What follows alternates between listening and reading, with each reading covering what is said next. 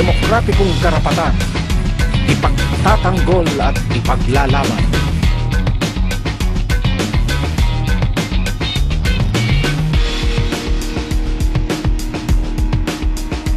Itataguyod ang mabuting pamamahala, pananagot ng korap, verdugo at pandaraya. Lingkod na tapat, tapat sa sambayanan. Asagipin ang kalikasan tungo sa masaganang kinabukasan. Batas na gumagahasa sa kalikasan, mawawalang bisa. Ipagtatanggol ang kasyaman, rehabilitasyon ng kabundukan, pagpapayabong ng kagubatan.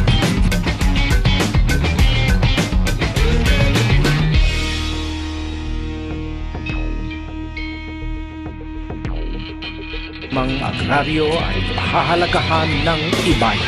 Kasama ang industrialisasyon, mga agraryo ay pahahalagahan ng ibayo. Kasama ang kapakanan ng bayan, lalabanan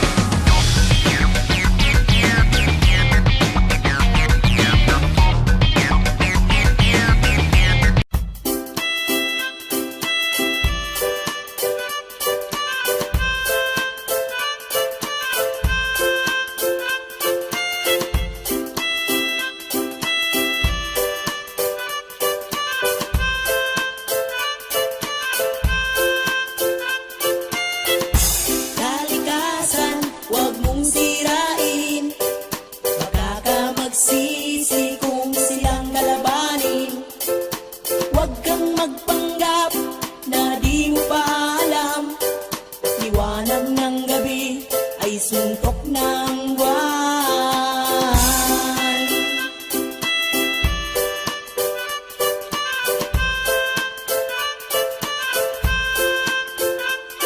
Sa pagsikat ng araw, ako'y nagising. Mga huni ng ibon sa akin napapansin. Ang tubig sa ilog, mga batong nahuhulog, na galing sa bundok na puno ng takot. Kalikasan, huwag mong sirain, baka ka magsisi kung silang kalabanin.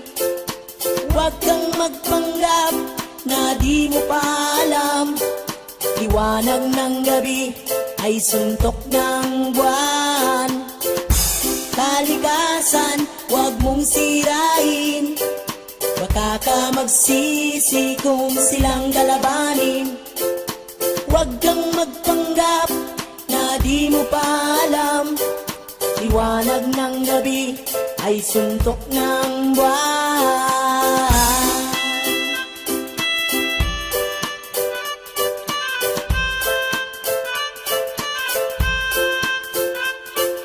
Maraming taong gustong yumaman, sa ilegal na gawain na iwanan ko lang.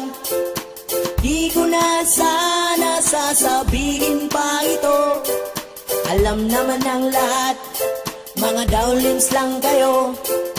Huwag kang magalit kung tinitira ka, sa mukha mo pa lang, ika'y bistado na. Kalikasan, huwag mong sirain, baka ka magsisi kung silang kalabanin. Huwag kang magpanggap na di mo pa alam, liwanag ng gabi ay suntok ng buwan.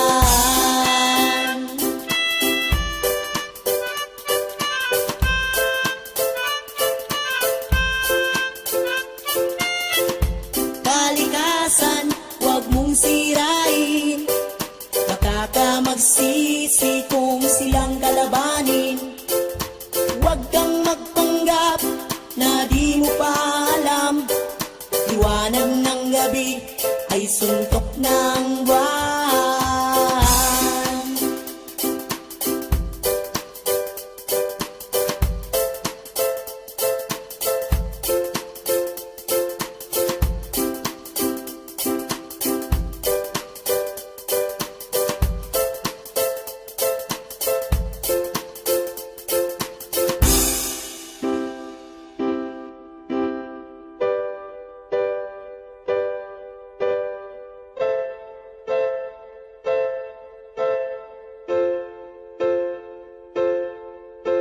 Kaibigan kalikasan, pagpasensyahan mo na.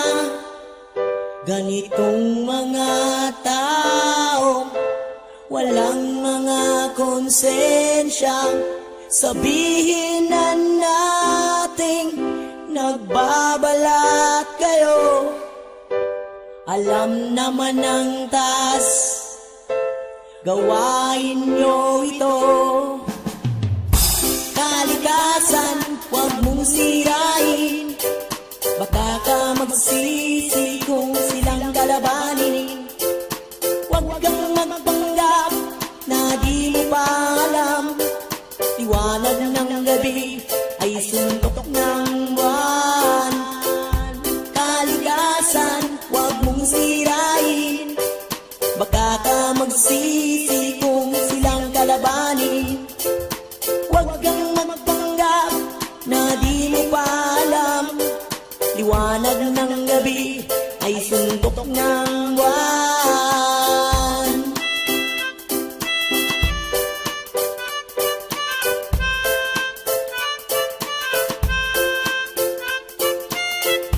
Kalikasan, kalikasan, kalikasan, kalikasan, kalikasan.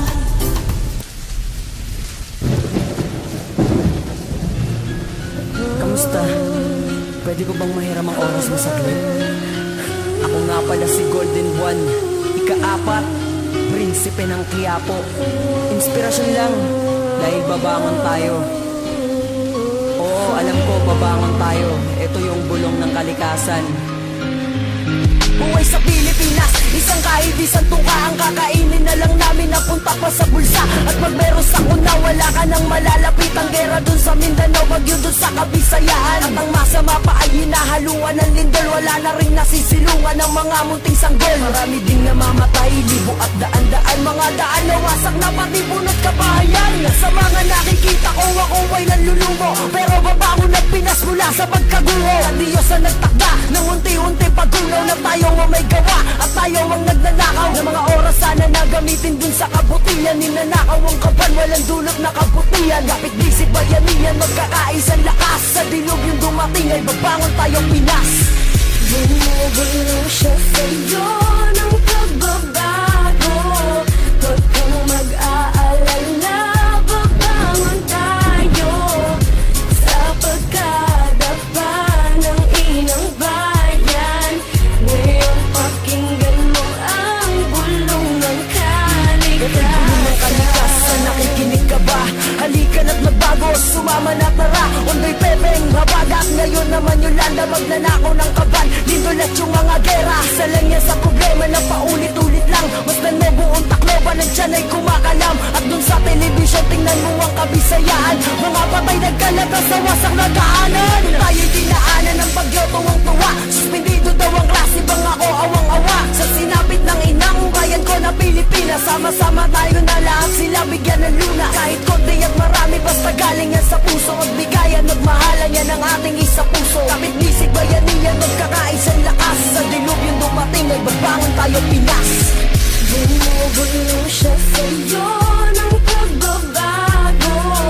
Huwag kang mag-aalala, babangon tayo sa pagkadapa ng inang bayan.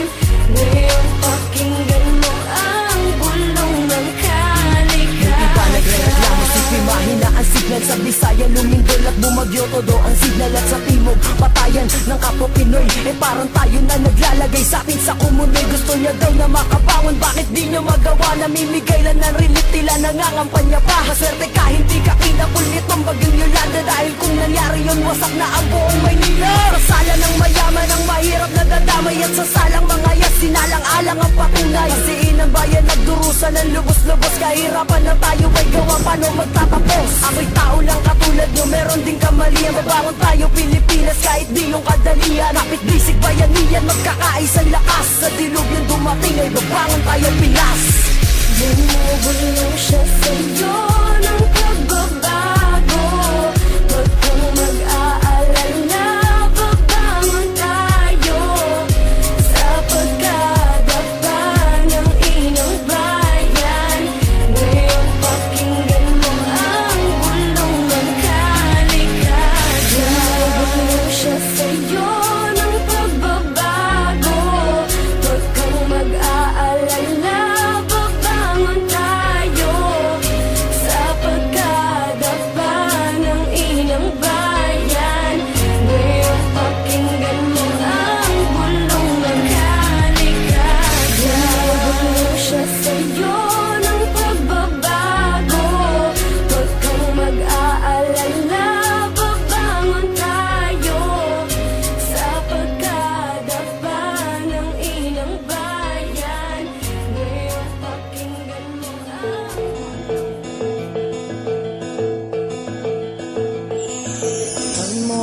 kaibigan ang kalikasan.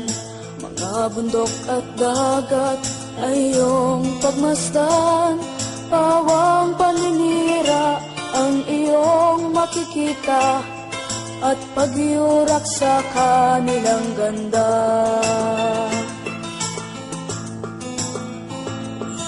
Ikaw na Pilipino, anong gagawin mo upang matigil ang paninirang ito?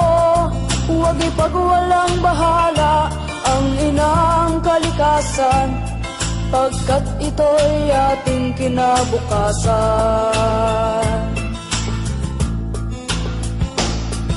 Gumising ka kaibigan at iyong ipaglaban karapatan ng inang kalikasan. Pigilan ang mga ganit na hayagang gumagahasa sa kabundukan.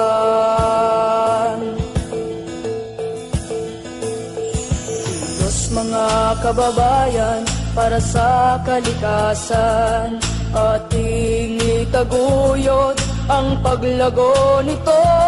Huwag lasunin ang lupa, ang ilog at dagat, at ang hangin ating nilalanghap. Pagbuklurin, isigawang, adikait damdamin, kalikasay ipagtanggol,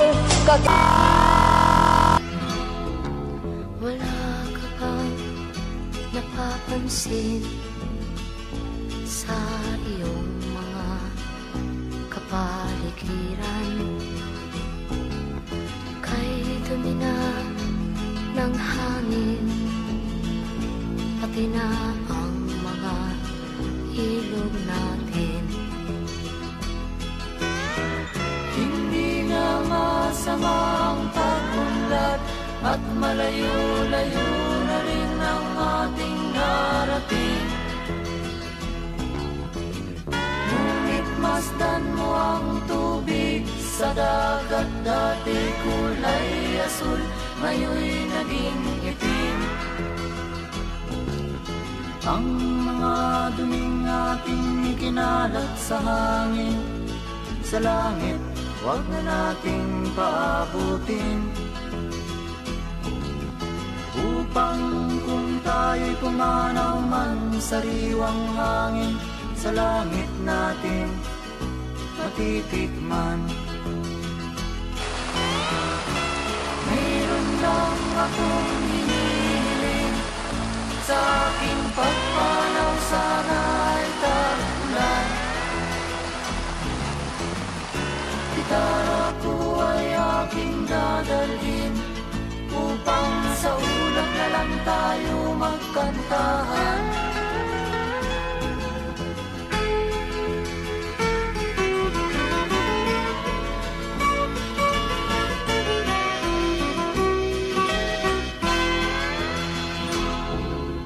Ang mga bata ngayon lang isinilang, may hangin pa kayang matitikman? May mga puno pa kaya silang aakyatin? May mga ilog pa kayang lalanguyan? Bakit di natin pag-isipan ang nangyayari sa ating kapaligiran? Hindi nga masamang pagunlad kung hindi nakakasira ng kalikasan. Darating ang panahon, mga ibong dala ay wala nang madadapuan. Masdan mo ang mga punong dati ay kay tatag, ngayon'y namamatay dahil sa ating kalukuhan. Lahat ng bagay na narito sa lupa, biyayang galing sa Diyos. Together with water, The land produces the food that sustains and nurtures us. Causes of poor productivity can be linked to rapid land use change and degradation from three main factors: kaingin practices, lahar and mud flow coverage of agricultural areas, and land use conversion. Farmers are directly experiencing the impact of climate change. Epekto ng pagbabago ng klima. Una, hindi namin alam kung kailan darating yung panahon na tag-ulan. Kami kasi mayroong cropping pattern na sinusundan. May buwan na dapat nagpupunla, kailan naghahanda ng lupa. Itong buwan na inaasahan namin may mga ulan, walang mga ulan. Pagdating ng first week ng June, dapat nakapagpunla na kami. Ngayon, hindi kami makapagpunla dahil walang ulan. Ibig sabihin yung in 45 days na edad ng punla namin, may epekto na yun, dapat naitatanim na namin. Dahil wala namang patubig, walang irrigation, kailangan na magbomba yung gagamit kami ng deep well, dagdag na gastusin pa rin ito.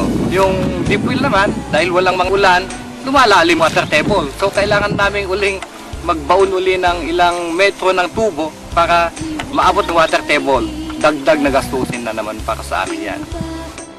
On top of all that, climate change may alter the occurrence and severity of pests, leading to crop failure. Other crops are also feeling the impact. In southern Luzon, coconut farmers are experiencing low copra production. Dahil doon sa sobrang init, namamatay ang karamihang puno ng nyog. Isa pa, lumiliit din ang bunga, humihina ang produksyon ng kopras. Kadalasan kapag sobrang init, talagang mas marami yung namamatay kaysa mag-survive yung nyog. It contains much of the Earth's biodiversity.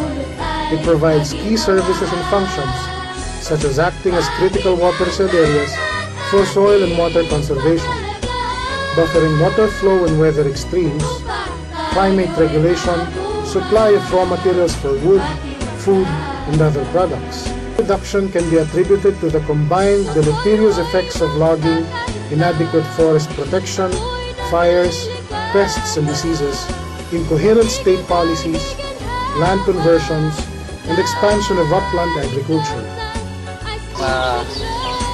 Kagubatan dahil sa mga gawa ng tao, pagpuputol ng mga punong kahoy, mga pagtutoroso, yung pagbaba ng lupa, andyan na kaya pagka dumating ang bagyo, nai-erose yung mga lupa, yung bumabagsak doon sa mga ilog, natabunan ngayon yung mga kanal na daluyan ng tubig. Yan, pagbagyo, ganyan. Pati mga puno, umaagos na doon pababara sa mga lupang mas mababa. Hindi niya humaharang na roon sa mga irigasyon na isira. Mga kabahayan din. Soil erosion has depleted the replenishment capacity of groundwaters. This reduces the storage capacity of reservoirs, affecting water supplies. The Philippines contains some of the world's most diverse coastal ecosystems, characterized by mangrove forests, seagrass beds, and extensive coral reefs. These provide the Philippines a sustainable supply of fish, shellfish, seaweeds, and salt. It also protects the shorelines, maintains water quality, sustains biodiversity, transportation, and recreation.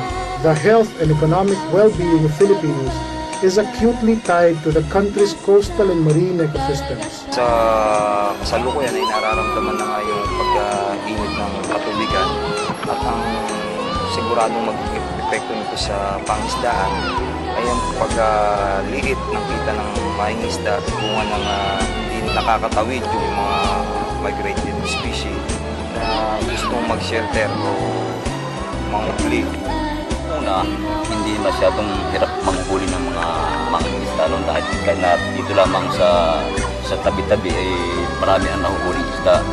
Pero itong mga 1990s na ito ay meron ng pagbabago ang ating panahon. Kaya nagsimula noon, patuloy pa rin na nakakaranas ng unti-unting pagliit ng huli ng mga isda. Other impacts of climate change include increased sea surface temperature, leading to coral bleaching algal blooms, and red tides, and ultimately fish kills. Some marine animals will migrate to cooler seas, leading to reduced fish catch, impacting the livelihoods of marginal fishers.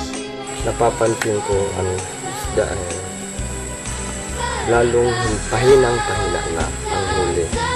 Minsan, paglalaot kaya ang hangin, biglang dumarating na hindi sa panahon para ito lumakas. Ang ng karagatan ay masyadong tumataas na ang tubig. Napakalakas ang agos o alon at ang palabas na ng limit. Sea level rise will bring about saltwater intrusion, affecting potable water and irrigation in coastal zones. It also increases risks from enhanced storm surges and flooding, leading to destruction of mangroves and seagrasses. It also leads to loss of lives, properties and livelihoods, including coastal tourism. The other problem now being recognized is ocean acidification.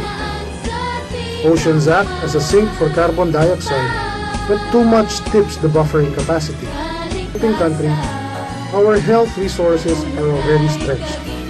With the effects of climate change on health becoming noticed, we find it as another stressor on top of the present public health challenge that will have to be responded to sooner rather than later. Talagang malaki ang epekto ng pagbabago ng klima. Unang-una, yung mga kapatid natin na nagtatanim, ihina ang kita, yung kanilang harvest, konti yung kanilang kikitain. Magiging sakitin sila dahil hindi masustain yung pagkain. Pag walang gaanong kita, hindi sila maka-assess sa mga basic needs, lalo-lalo ng gamot, sakit. The effects of climate change on health are both direct and indirect. Direct effects will come from the frequency and severity of extreme climatic events such as heat strokes and dehydration from increasing temperatures, heat waves and drought, deaths from flooding, typhoons, and storm surges. Yung tatay ko, yung isang araw, inumpain ko sa siga, sobrang 200 na nga yata yun. Tapos salangkaw pa yung over. Sabi ng doktor, sobrang daing init. Nag-init na naman. Mga sakit tulad ng tikdas, ubo, na mahirap ma-prevent. Dahil nga sa minsan yung mga nanay, napabayaan lang yung mga anak nila. Indirect effects will be from changes in the climate that may alter the life cycles of viruses and germs, which in turn will alter the expressions of vector-borne diseases such as dengue, malaria, and leptospirosis. Studies show the number of dengue and malaria cases increase as temperature increases. Climate change and its effects are here with us.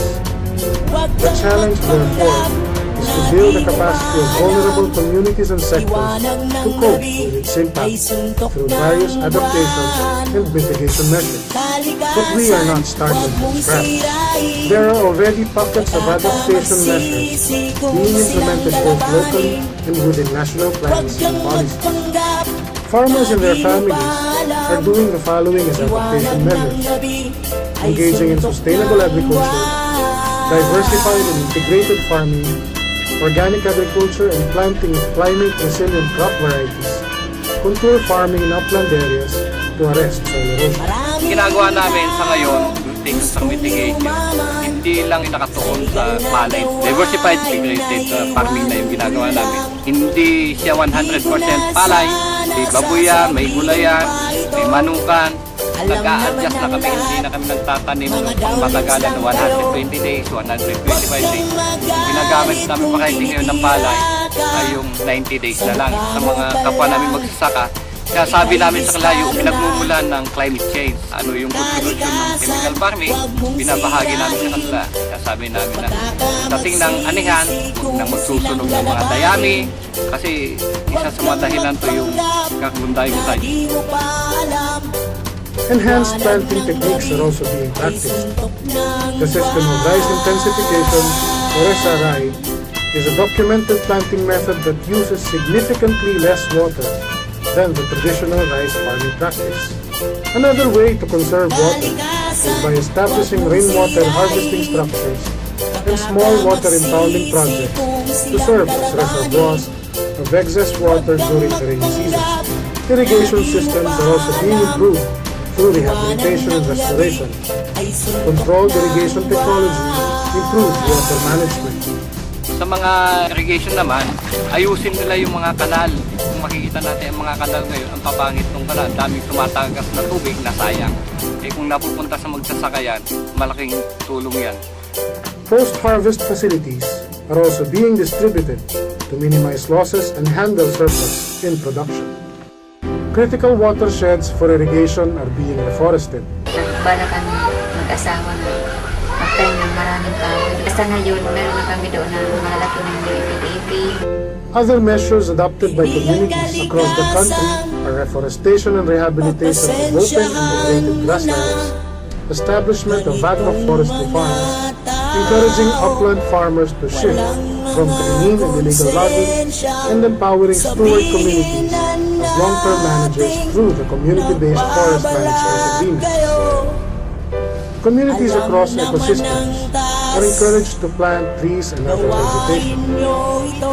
The more green plants there are, the better for us and for the planet, as they act as carbon sinks, reducing the carbon dioxide present in the atmosphere.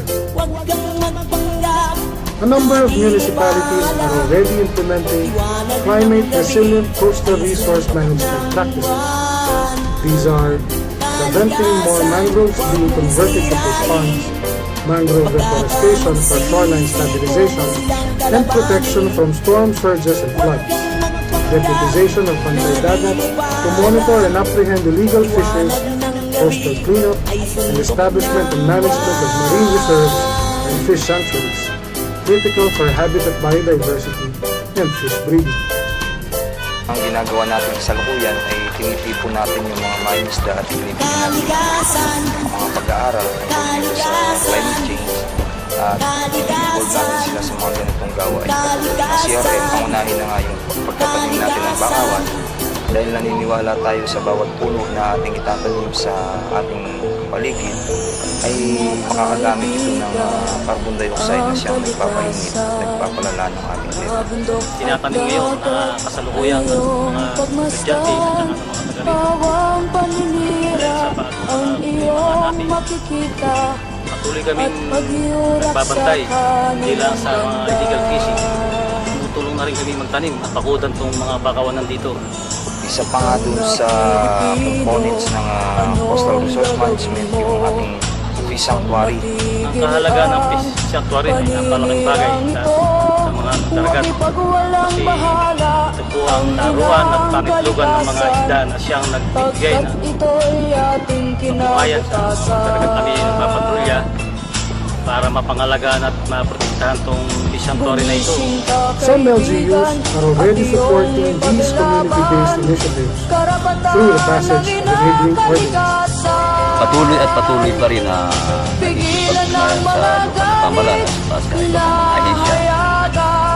The Department of Health, together with the LGUs and private healthcare providers, should take the lead in disease surveillance and management of epidemics. While efforts are being undertaken by LGUs, these have to be complemented by community-based health initiatives. Ang ginagawa namin, nagmaglalaro kami ng bahay-bahay para paalam sa mga nanay na dapat yung mga bata sabihan na huwag maglalabas dahil ang problema ngayon mabuti na yung mag-prevent isa mag-gamot. Further adopted strategies are educational awareness, surveillance, early alert systems and disease control, disaster preparedness, and collaborative efforts with other agencies and health services groups. Although there are many examples of adaptation projects already existing in the Philippines, there are still underlying gaps, needs, and constraints in producing climate-resilient communities. Climate observation, high-resolution information regarding future climate, cost-benefit analysis of adaptation measures, crop diversification, silviculture practices, climate-adapted species selection and breeding, coupled ocean-atmosphere watershed modeling, predictive capability for sea level rise, early warning systems, data access, sharing and exchanges, improved coordination of biocentres,